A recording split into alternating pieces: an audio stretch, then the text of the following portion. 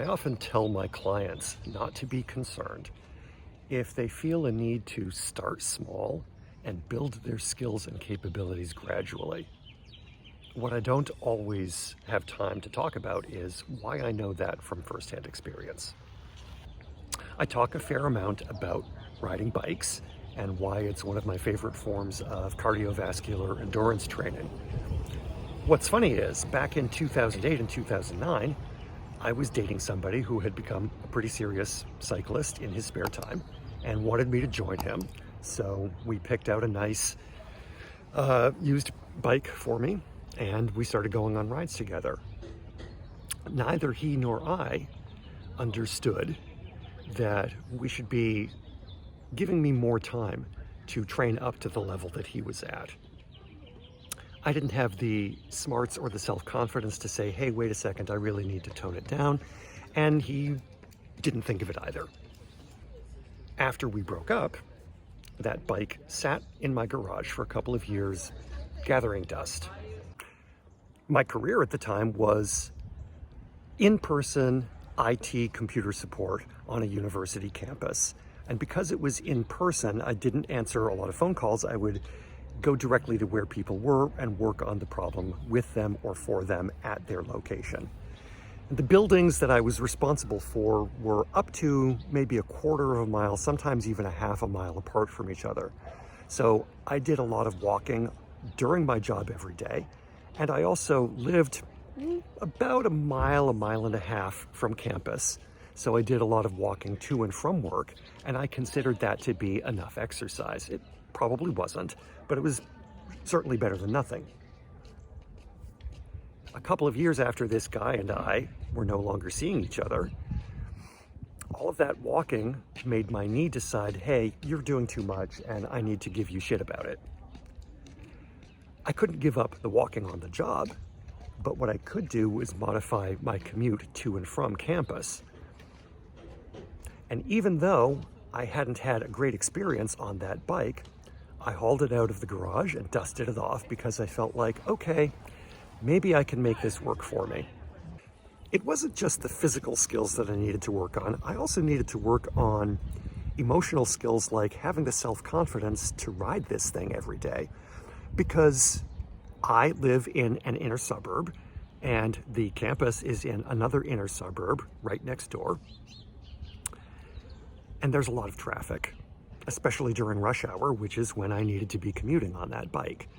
So it took me a long time not to be paranoid about how my riding skills and other people's driving skills might intersect in a way that would get me hurt.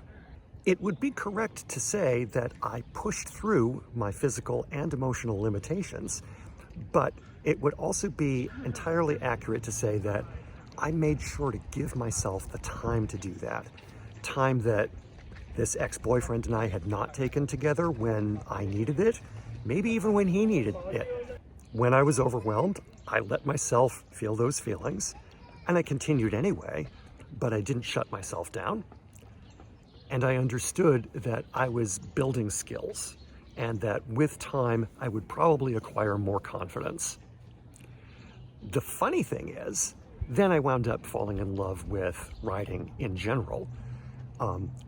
Sometimes it was the riding on public trails that are reserved for bikes and pedestrians that really helped me develop that confidence. But sometimes it was riding in traffic and realizing, oh, I'm better at this than I think I am. I'm safer than I think I am.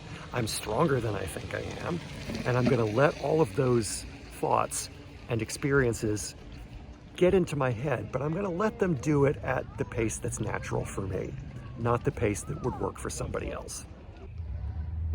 And this is on my mind this morning because yesterday I needed to get some errands done and the family car was tied up and my knee's been acting up lately.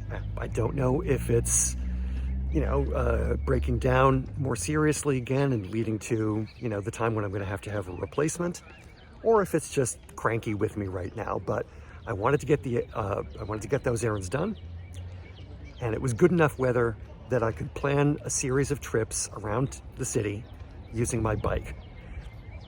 And I got to a couple of places where this ex and I had ridden in the past when I felt completely overwhelmed by being in city traffic. And at some point I noticed that I hadn't even been thinking about that, because I've done it so often now that it's just natural to me. If somebody had said, someday you're going to have the self-confidence to do all of this, I would have looked at them like they were crazy. And I think if that ex was believing that he could push me further and faster, it was a bad guess. Events between us proved that we just weren't well suited like that. But as soon as I backed off and grew at my own pace, I grew amazingly. I had a city bus nearly take me out of the bike lane the other day. And by nearly, I mean, they were supposed to give me 3 feet, and it was probably only 3 feet. They sort of crossed into the lane a little bit. They weren't really that close to me. I've had way closer calls than that one. But I was like, oh, ha ha ha, okay, whoops, almost got killed, whatever. And I'm sitting here in a bicycling cap that I bought in a foreign country 4 years ago because I was riding around on mountains there. But like I say, it took time, but I gave myself that time. And that was one of the first times in my life that I really gave myself that time. I grew up with people who were very ambitious on my behalf and, pretty intense about push harder, push harder, push harder. I push pretty hard, but I do it on the installment plan. And I recommend that process for anybody. Your installments might be a lot shorter than mine. You might grow a lot faster than I do. You might have the self-confidence to jump right into things head first. Hey, this ex was the kind of guy who would jump into the cold pool instantly. He liked the intensity. He got into it right away. He just thrived on that kind of thing. And I'm the classic person who dips 1 toe in, and then 2 toes, and then 5 toes, and then the second foot. One of the things I routinely ask my long-term clients is, am I slowing you down by not pushing you fast enough? Because that's my tendency, is to make sure that somebody has grown to this stage before I try to encourage them to the next one. And that makes me not the right coach for a lot of people. But the particular speed that we grow at is not the point. The point is understanding what our correct growth speeds are, learning how to keep ourselves in that zone, not too fast, not too slow, and adapting at the pace that's right for us. If you've made it this far in the video, first of all, thank you.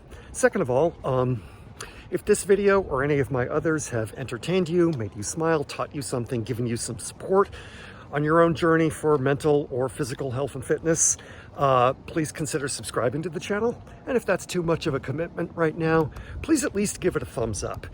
Thanks for your time. Thanks for your support. Thanks for your attention. Go kick some butt, including your own, in a good way. Love ya.